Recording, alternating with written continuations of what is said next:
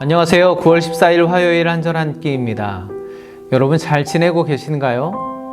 저는 사사기 말씀을 묵상하면서 마음이 참 무겁습니다. 불편합니다. 여러분과 뭔가 따뜻하고 기쁘고 감사가 넘치는 말씀을 나누면 좋은데요.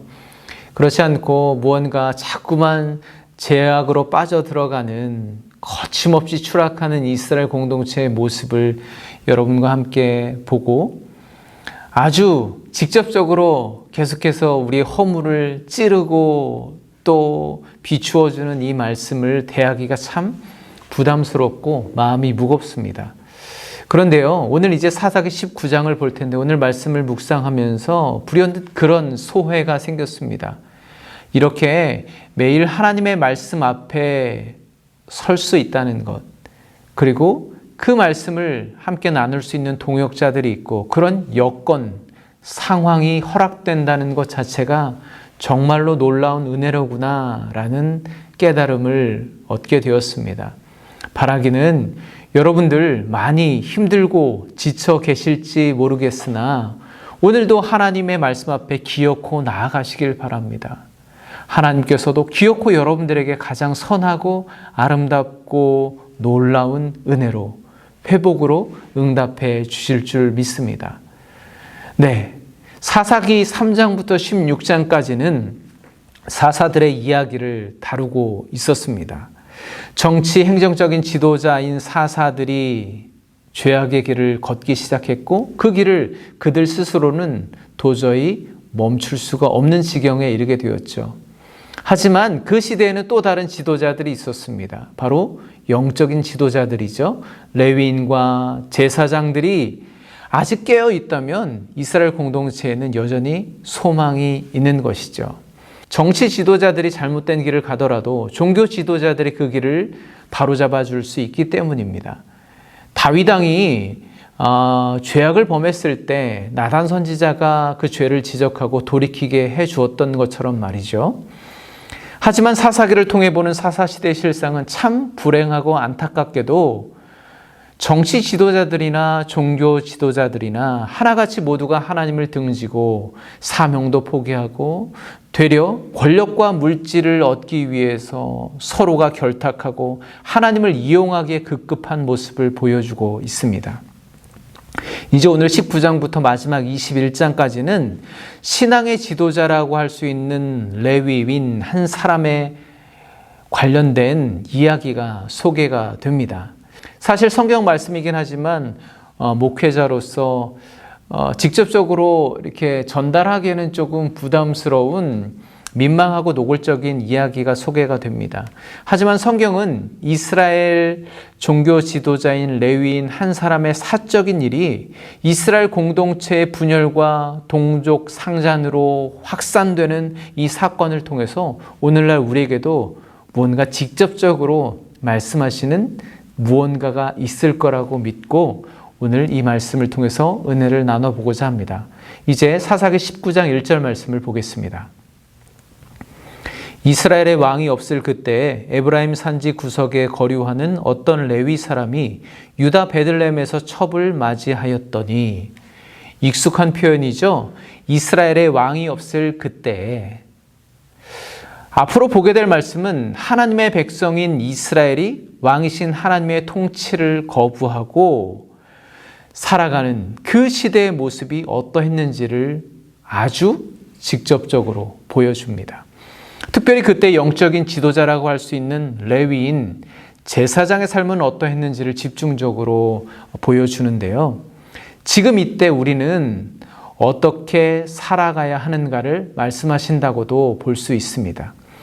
돈과 권력만 있으면 누구도 왕이 될 수 있는 이때, 다수가 옳다고 하면 그것이 삶의 기준이 되는 이때, 오직 인간 본성이 중요하다고 여기는 인본주의가 만연한 이때에 과연 왕 같은 제사장으로 부름받은 우리는 어떠한 삶을 살아야 하는지 이제 이 말씀을 통해서 우리에게 무언가를 들려주실 거라는 기대를 가지고 묵상하면 좋겠습니다. 에브라임 산지 한 구석에 한 레위인이 살았는데 그에게 첩이 있다고 말합니다. 지난번 아비멜렉의 경우처럼 성경에서 굳이 첩이라는 단어를 썼다는 것은 이 레위 사람은 그 여인과 합법적이지 않은 관계를 맺었다는 것을 지적하고 있는 것이죠. 보통 레위인은 성전에서 섬기는 사람을 말할 겁니다. 제사장일 수도 있죠. 율법을 해석하고 적용해주는 율법 교사이기도 합니다. 율법에 근거해서 판단하는 재판관이고 법 집행관이기도 합니다. 그런 레위 사람에게 첩이 있었다는 겁니다. 누구보다 하나님의 말씀에 엄격해야 하고 또 그 율법을 사람들에게 모험적으로 보여내야 할 이 레위 사람은 어쩌면 나는 예외야. 나는 얼마든지 마음대로 선택하고 행동해도 괜찮은 사람이야 라고 말하는 것 같죠. 이 레위 사람이 그랬다면 그 당시 일반 백성들의 모습은 어떠했을까요? 그런데 그 레위 사람의 첩이 다른 남자와 행음을 했습니다. 여기서 행음했다는 말은 그냥 바람을 피웠다는 말이 아니라 창녀가 되었다는 말입니다. 율법에서는 이런 경우에 그 첩뿐만 아니라 동침한 남자까지 모두 죽이라고 명령하고 있죠. 하지만 그걸 누구보다 잘 알고 있었을 레위인은 오히려 행음을 하고 친정집으로 도망친 첩의 마음을 다시 달래고 돌이켜서 데려오려고 그녀를 찾아 처갓집으로 떠납니다. 장인은 그 레위인을 극진하게 환대해 줍니다. 그렇게 먹고 마시면서 후한 대접을 하는 장인이 붙잡는 바람에 결국 다섯째 날 오후까지 머물다가 다시 돌아오게 되죠. 추측하기로는 아마도 안식일이 시작되는 여섯째 날 저녁 전에 집에 도착해야 하기 때문에 끝까지 즐길 만큼 즐기다가 다섯째 날 오후가 돼서야 떠난 것이 아닐까 생각해 봅니다. 아무리 신앙이 무너졌다고 해도 형식만은 그 종교적인 습관만은 지키려고 하는 모습이라고도 볼 수 있겠는데요. 아무튼 해가 질 때가 되자 잠잘 곳을 찾게 되죠. 이방 성읍인 여부스가 가까웠는데 그곳은 아무래도 안전하지 못할 거라고 여기고 조금 더 멀리에 있는 베냐민에 속한 기브아에 도착해서 유숙하려고 했지만 아무도 그들을 맞아주지 않습니다. 더욱이 레위인인데 말이죠. 율법은 나그네를 대접하라고 명령하고 있습니다. 그런데 그건 단지 사회적인 약자를 도와주라는 권장사항이 아닙니다. 하나님께서 모세를 통해 주신 율법에는 나그네를 압제하지 말고 그들을 사랑하고 지켜주라고 분명히 명시하고 있죠. 명령하고 있습니다. 왜냐하면 이스라엘이 애굽 땅에서 나그네로 살았기 때문입니다.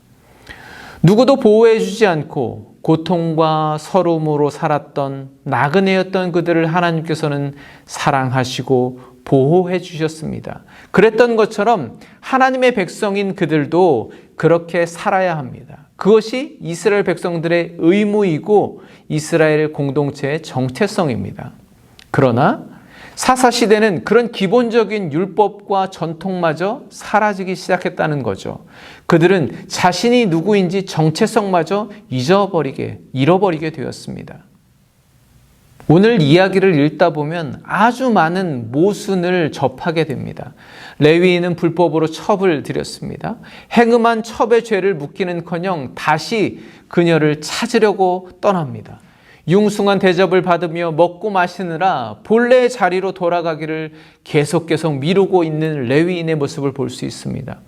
이방인 성읍보다는 이스라엘 성읍이 안전할 거라 당연히 여기고 기브아를 찾아갔지만 아무도 그들을 맞이해 주지 않습니다. 또한 레위인을 극진하게 환대하며 계속 유숙하기를 강권하는 장인의 모습과 나그네를 전혀 돌보지 않고 유숙하게 맞이하지 않는 기브아 사람들의 모습이 아주 대조적으로 비추어지고 있죠. 그러나 여러분, 오늘 이야기에 등장하는 모든 인물의 공통점이 있어요. 그게 무엇이냐면 모두가 자기의 이익, 욕심, 소욕, 이해타산을 따라 선택하고 행동한다는 것입니다. 영적 지도자이고 하나님의 백성이라는 정체성도 하나님의 말씀에 대한 의무와 순종도 찾아볼 수가 없습니다. 그저 형식은 남아있지만 그저 자기의 이익을 따라, 욕심을 따라, 세상의 가치를 따라 선택하며 살아가던 시대였다는 것이죠. 하나님을 신앙하는 것은 우리가 어떻게 살아가느냐로 반드시 이어지게 되어 있습니다. 오늘 여러분은 어떤 때를 살고 계시나요? 물론 이 시대는 이스라엘의 왕이 없을 그때입니다. 그런 시대, 그런 세상을 살아가고 있습니다. 그런데 오늘 말씀은요, 이스라엘의 왕이 없을 그때에 최후의 영적 보루라고 할 수 있는 레위인 제사장은 어떻게 살았는가를 보여주고 있습니다.